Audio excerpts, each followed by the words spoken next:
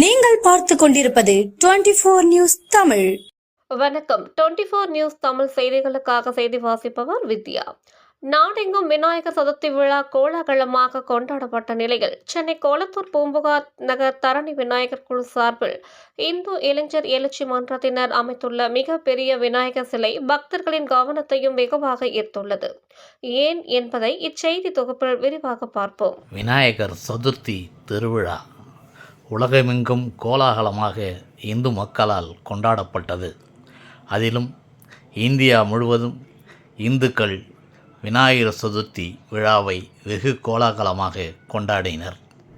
வீடுகளில் மட்டுமின்றி ஆலயங்களிலும் அங்கங்கே சமூக அமைப்புகள் சார்பில் முக்கிய சாலை சந்திப்புகள், பொது இடங்களில் மிகப்பெரிய விநாயகர்களை அமைத்து அங்கே வழிபாடுகள் வெகு சிறப்பாக நடைபெற்றது.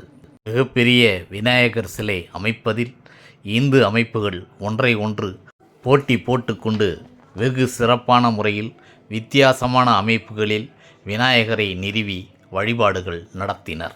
இதில் சென்னை கொளத்தூர் முத்து மாரியம்மன் கோயில் அருகில் அமைக்கப்பட்டிருந்த அந்த விநாயகர் சிலை அனைவரின் கவனத்தையும் வெகுவாக ஈர்த்தது.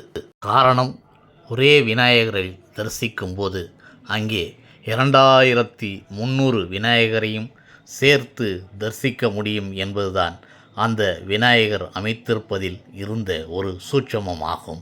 சென்னை குளத்தூரை அடுத்த பூம்புகார் நகர் சந்திப்பில் தரணி விநாயகர் குழு சார்பில் இந்த விநாயகர் சிலை நிறுவப்பட்டிருந்தது. இந்து முன்னணியின் இந்து இளைஞர் எழுச்சி நற்பணி மன்றத்தினர் இந்த விநாயகர் சிலையை நிறுவுவதில் முக்கிய பங்காற்றி உள்ளனர். ஆண்டுதோறும் வித்தியாசமான முறையில் மக்கள் மனதை கவரும் வகையில் இங்கே விநாயகர் சிலை நிறுவப்படுவது வழக்கமான ஒன்றுதான். இந்த ஆண்டு மிக வித்தியாசமாக, அதாவது 2300 தட்டுகள் ஒன்றிணைக்கப்பட்டு ஒரு மிகப்பெரிய விநாயகர் சிலை நிறுவப்பட்டது. ஒவ்வொரு தட்டிலும் ஒரு விநாயகர் இருக்கிறார்.